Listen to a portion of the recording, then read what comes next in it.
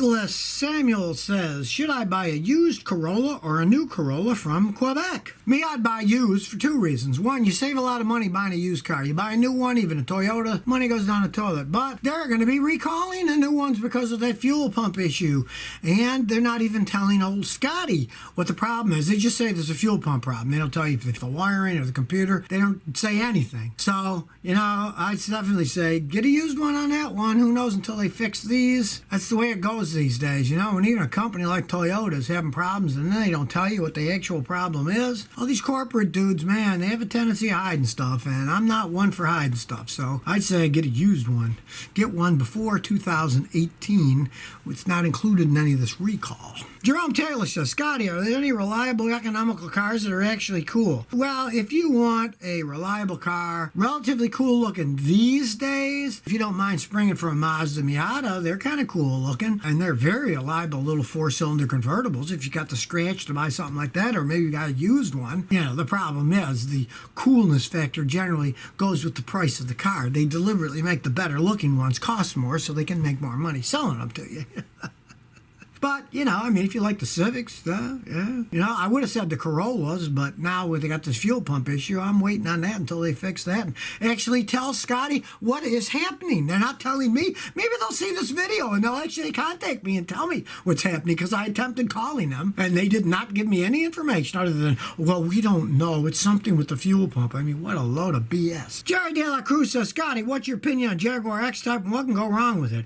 All right, just about anything. They're poorly made. Those things are so poorly made. Originally, it was Jaguar in England. Then Tata, the Indian company, bought it. And then they lost a ton of money, so they're owned by the Chinese. And a few months ago, even the Chinese were protesting at the Jaguar headquarters there about low quality of the vehicles that they bought in China that were Jaguar. So, just about anything can go wrong with those vehicles, Don't buy one if you value your money. But if you got an endless supply of money and you want to be seen in a Jaguar, like they call them in England, go right ahead and spend your money. You got tons of it. You don't care. What difference does it make? Viscount Berthel says, Chevy better than Ford. Okay, Chevy better than Ford. Well, they were pretty tied or close a long time ago, but Fords are definitely better than Chevys these days. They have better quality than the GM products. I just get them over here all the time fixing people's cars. And I ask them, why'd you buy a Chevy? And they say, well, my father had one 30 years ago and it was good. And I say, yeah, that was 30 years ago. This is now. I would not advise buying one now. Their quality is just not all that hot. Generic name says, thoughts on an Infiniti G37 2010. Is it reliable? Well, it still might be for a while. You didn't say the mileage.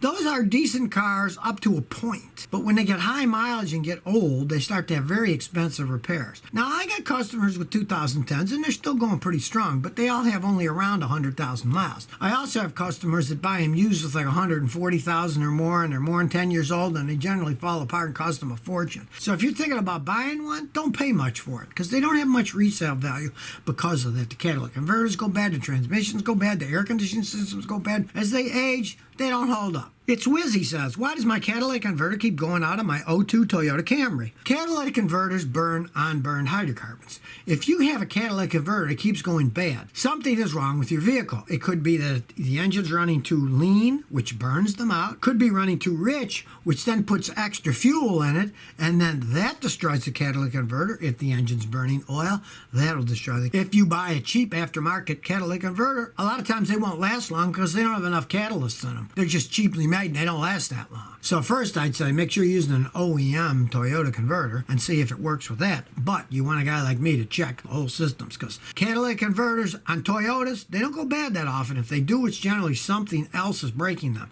And if you don't fix the root cause, like it's burning oil or it's running lean, it'll keep breaking the new catalytic converters regardless of what brand you buy. Jonathan Grubmeyer says, all of a sudden no more Carvana advertisements. Good. I kind of agree. Well, I did a little research the other day and I found out that the company is $1.8 billion in debt. So they're probably finding they can't afford to keep throwing more and more and more money. Scotty's forecast is that the company will go bankrupt in the future because they charge too much for their cars. They have big overhead, and the only way they make money is by selling cars. So if they keep charging too much, people won't buy them, and if they keep having more and more overhead and borrowing more and more money, eventually they'll go bankrupt because they won't be a profitable company company. It's only logical. 99 Jose Rivera says, what do you think of the reliability of an FRS BRZ 2014? They do a problem with head gaskets blowing and stuff if they aren't taken care of and if they're beaten hard. The problem with buying a vehicle like that is it's a pretty zippy vehicle. They rag the heck out of it, and they wear out faster. So buying a used vehicle like that is always a challenge. You never know. Now, if it's an older guy, maybe he just liked it and he didn't beat it up. I've had people buy used Corvettes that were that way. Hey, the guy who drove them was older, didn't beat them, just liked driving around in the car and took care of it, garaged it, so you never know. But with something like that, never, ever buy used until a mechanic checks it out. And the guy knows what he's doing, too, because you don't want to buy somebody else's problem. Stephen Gaynor says, Scotty, will you take $500K for your 94 Celica? Well, of course I would. I'm not a fool. I only paid $350 for it, you know. They're just possessions. They're not. It's not like my wife. I wouldn't take $5 million for my wife. She'd probably take $500 million for me, though. Sandu Riemann says, Toyota Corolla versus Yaris Sedan. Which one should I pick? Corolla, I'd pick the older ones until they fix the problems that the newer ones have. The Yarises are just rebadged Mazdas. Now, if you don't want to spend much money, you could be happy with the Yaris. They're a cheaper car. They ride cheaper, don't have as much acceleration. But if you want a car that's cheap to keep and you're talking about a new one, they can still run quite some time. You'd pay a lot less money for it. It's all kind of a matter of what you'd want. But if you want ultimate quality and they last longer, get a used Corolla and get a new one when they figure out the problems they have in the new ones. Gabe the Snipe says, is a 2003 diesel Ford Excursion a good buy? Okay, the problem with Excursions is they're high-end vehicles. And as they age, high-end vehicles generally get expensive to repair because they got all that electronic crap add-on stuff that breaks as they get old. The diesel, yeah, that's better than a gasoline engine. It's going to last longer if it's taken care of. There's no doubting that. If it was taken care of, it is a 17-year-old vehicle, you'd want a mechanic to check it out. It would be better than the gasoline version, certainly, especially if you do a lot of long-distance traveling. The diesels are much made for the highway. But on the other hand, let's say you do a lot of in-town driving. Most people in the end aren't satisfied with a diesel when they do a lot of in-town driving. In that case, you're better off with a gasoline engine. Doggone says, hey, Scotty, why the dark sunglasses? Well, you only see this side of it. I got bright light shining on my face. I'm old. I'm half blind. And so that's what I wear. Plus, I wear them when I answer questions on my computer because it keeps the glare down. And the doctors told me, you know, you wear them, you're old, your eyes will probably last longer that way. So that's why they are. Plus, it's my image. You know, if I take them off, I look a lot older because I'm old. Maybe eventually I'll have a whole face mask, you know? Wear a hockey mask or something. I used to be a hockey goalie. I'd get my old goalie mask and put it on.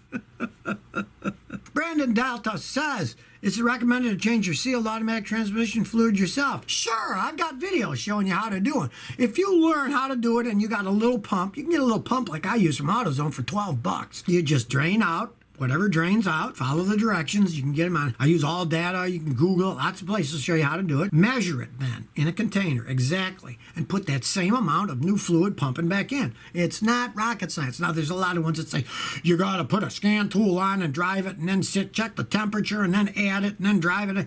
But if you empty it out and you pump in the same amount that came out, as long as your transmission is good, that's fine. Now, if you rebuilt it or did work, you might not know how much it needs. But as long as your transmission is dry and it's not leaking anywhere, you know it's full now, just drain it out, put that same amount back in. It's not that hard to do. James Self says, Scotty, computer won't engage AC compressor. Are there alternatives? There's always alternatives. You can roll your windows down. You can move to a colder climate. Depends on the complexity of your system. Now, if you got a plain Jane air conditioning system where there's just a power wire going to the compressor and it's got a normal electric clutch on it, you can just cut the power wire and you can run a toggle switch to the battery with a fuse and then back to the compressor. And if that turns it on and it works, great. You know, I mean, you can bypass all kinds of stuff if you want to start messing around with that. You'd have to make sure that the cooling fans are still coming on. You might have another switch to turn the cooling fans on. There's all kinds of things you can do if you want to. But see, if you have a real modern car with one of those fancy compressors that has various different speeds that run by computer 5-volt circuits, you can't bypass them because you need the computer to decide when to make it run at 20%, 1 to 100, and not just one to run the clutch itself. And some of the modern ones don't even have clutches on them. They run all the time, and you can't bypass that. Fortunately, they're even making stuff so even though Scotty can't rig them up so they work cheaper.